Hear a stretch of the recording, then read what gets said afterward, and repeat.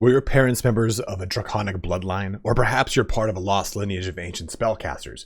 Whatever it is, sorcerers are individuals whose magic stems from their natural connection to the arcane. In this video, I'll be going over another of the 12 classes ahead of the launch of Baldur's Gate 3 come August 3rd. Today we'll be focusing on the Sorcerer. You can find the other classes linked in the playlist at the end of this video. I'll be pulling from information from the 5th edition Player's Handbook, and I'll show off the early access character creation screen. There won't be a ton of visuals here because I just don't want to spoil anything from the game for myself or for you. What you're seeing right now is the old trailer that came out like 2-3 years ago. How we'll do this video is by talking about the base kit without any subclasses, then go into what the subclasses we know are coming at launch. It's worth noting that most subclasses will have abilities that go up to level 20 in D&D, but the cap for Baldur's Gate 3 is level 12.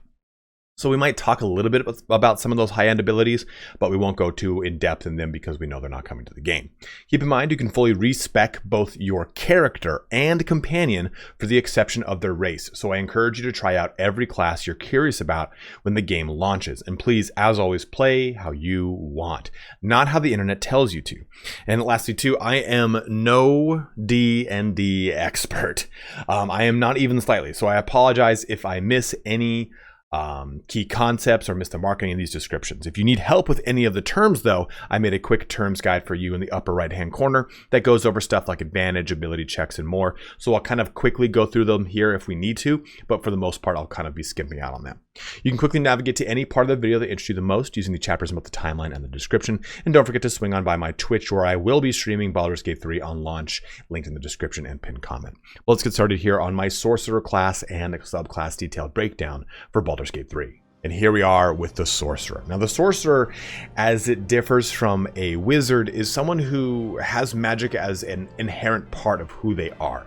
Maybe they're part of a magic bloodline. Maybe their parents boned a dragon, or their mom or their dad was boned by a dragon, and there you go, they're a Draconic bloodline. Maybe they were struck by lightning in a freak situation, and then now they've got the powers of Tempest. Whatever it is, they are individuals who tap into magic as an innate part of who they are. Versus a wizard, who is someone who uses magic for studying, or I'm sorry, not for studying. Yeah, they use like Adderall. No, they are someone who has studied to learn magic. They've gone to colleges or whatnot, and schools and arcane and blah blah blah, and gone through dusty tomes and learned it and put it into a spell book. That's also a big portion of a wizard. But the Sorcerer, unlike a wizard, is a charisma class. The wizard is an intelligence class. But the charisma means that you are going to be conversationally actually still pretty savvy, just very similar to the warlock we talked about yesterday. You're going to use your charisma for all of your spell rolls, your ability checks. Remember, your ability checks are things in which case you're going to use that +3 added against any kind of difficulty rating you'd have to do. Like, okay, I'm going to cast this spell. I'm going to use that +3 on my charisma as a bonus to I think it's the damage here, right? Spell attack modifier, your proficiency bonus plus charisma modifier, or spell save DC would be the same thing. You'd use your charisma to jump into that. But another big thing too are how your spells are actually work as a sorcerer. Now, the sorcerer, unlike the wizard, doesn't prepare their spells. They know their spells. It's innately part of them. The wizard pulls them from a spell book, prepares them, rests, and then knows them the next day. You, as a sorcerer, will only have access to these spells until you level up. And when you level up, you'll swap out spells as you see fit and kind of adjust things as needed. Now, we know that on our 12th level, we will have access to one level 5 spell, some level 4, level 3, level 2, level 1 spells. Now, how that works is, I'm going to go ahead and take a look at this. Burning Hand says level 1 evocation spell. Now, in D&D and in Baldur's Gate, you have spell slots, and those spell slots correspond to specific spell levels. So take, for example, you saw that chart that popped up a little bit ago. At level 3, we have 4 level 1 spell slots and 2 level 2 spell slots. What that means is Burning Hands can be cast in either a level 1 spell slot or a level 2 spell slot. Well, let's just say that Jump here said level 2 spell. I can only cast it in a level 2 spell slot. So why spell slots are important is because you're either going to be able to cast up for lower level spells or be blocked by high level spells, only being able to cast in their respective spell slots. So a good rule of thumb is a spell that is lower can be cast on any spell slot its level or higher. A spell that is higher can only be cast on its spell slot or, well, higher, right? So you can't cast a level 4 spell in a level 1 spell slot versus a level 1 spell slot you can cast in a level 4 spell slot. It's a dealer's choice at that point. But some of the things that make sorcerers so unique are their spell casting and their sorcerer's origin, which we'll get into because it's their subclass. It's where they derive their actual magic from.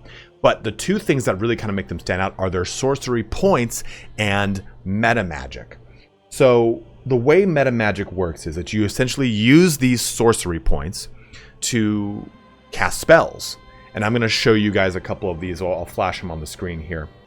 And these meta magic capabilities basically modify your spells, something that a wizard cannot do.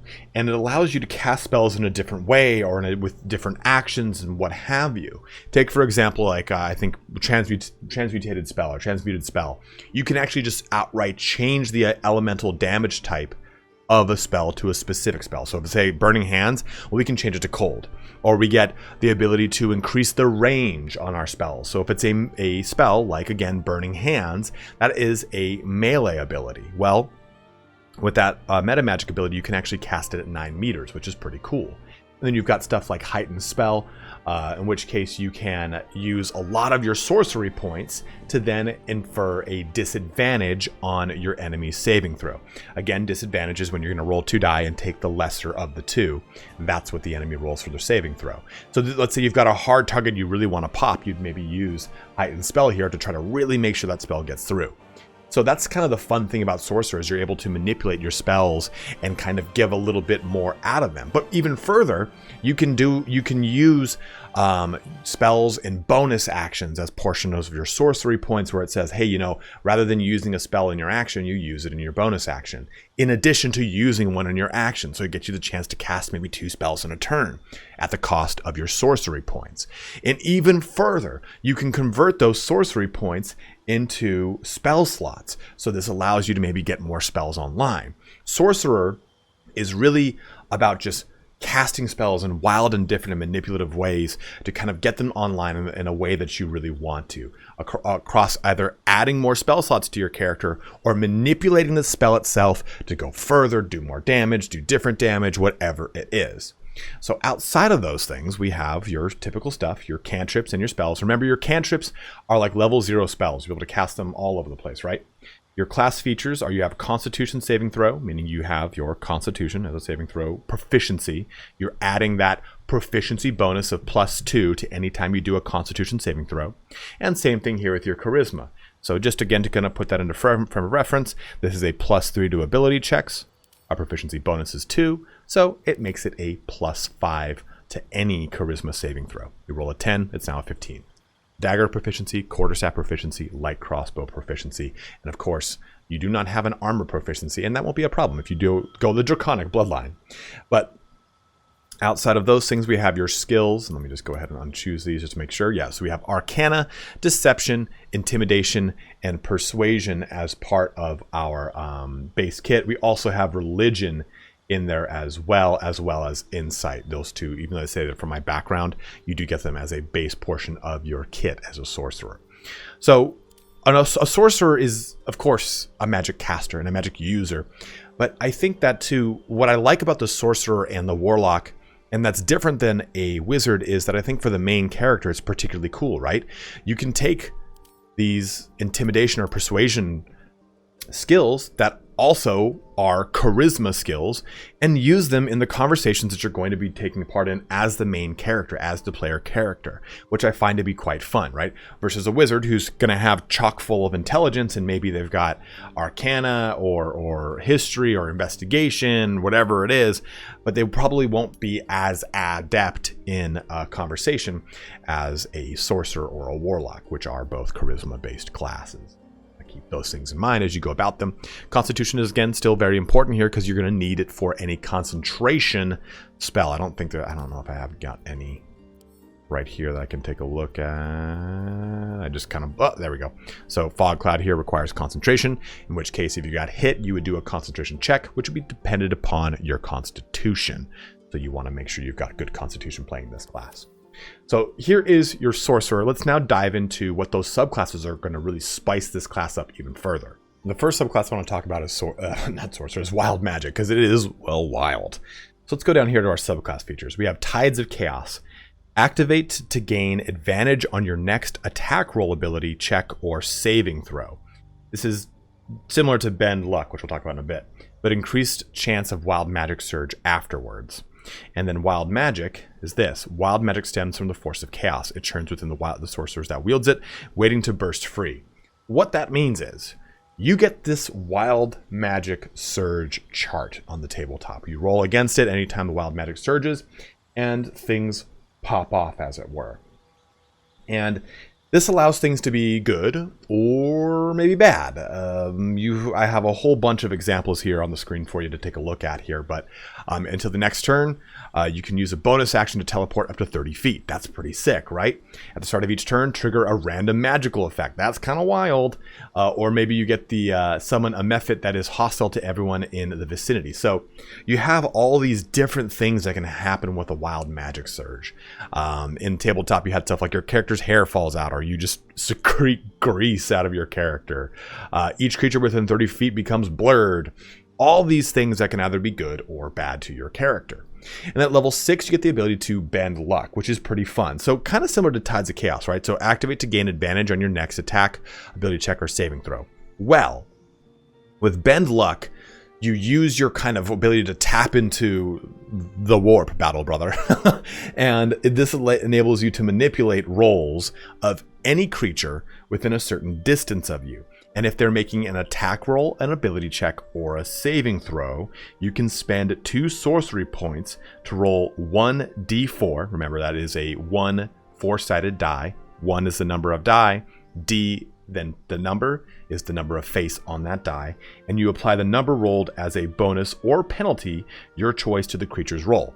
So maybe a buddy next to you is doing an attack roll, and you want to go ahead and add a 1d4 to that attack roll to help out. Or maybe they're attacking a really heavy hard target, and you really want to help pop through that. You can add a 1d4 penalty to their saving throw so that it's easier for your friend to hit that target. Whatever it is, you have a lot of really cool things that you can do with wild magic. And later you get stuff like Controlled Chaos, which allows you to roll on the table again, or Spell Bombardment, but those come at level 14 and level 18. So wild magic is a very simple explanation with a very wild connotation. I'm telling you that, yeah, things are going to get a little crazy. They're going to get pretty damn crazy. Very similar to the way Wild Heart, Wild Magic, Wild whatever works for the Barbarian, where they just have a table to roll on every time they rage. It's just going to be like that for you too as a Wild Magic Sorcerer. Things are going to be happening that are going to be very random and very erratic, and you have to react to them however you are going to in your playthrough of Baldur's Gate 3. The next sorcerer origin is the Draconic Bloodline. This is my personal favorite one. It's the one that I played in Neverwinter Nights too.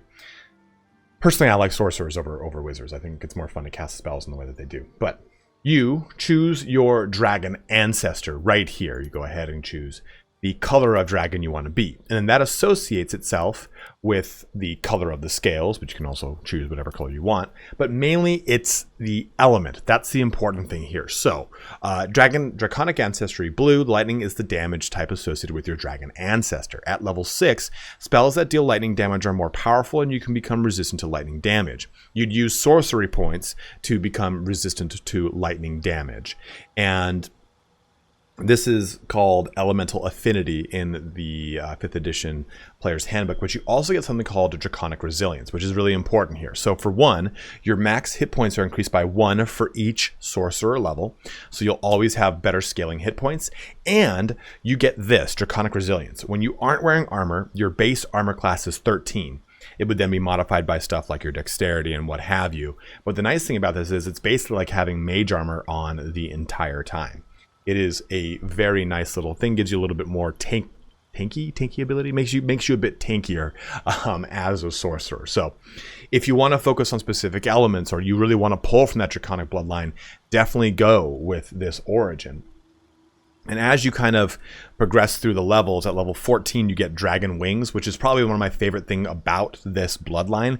And I don't know if they have just squeezed this into level 12 for people playing the Draconic bloodline, because it's very iconic, and I really hope that they do.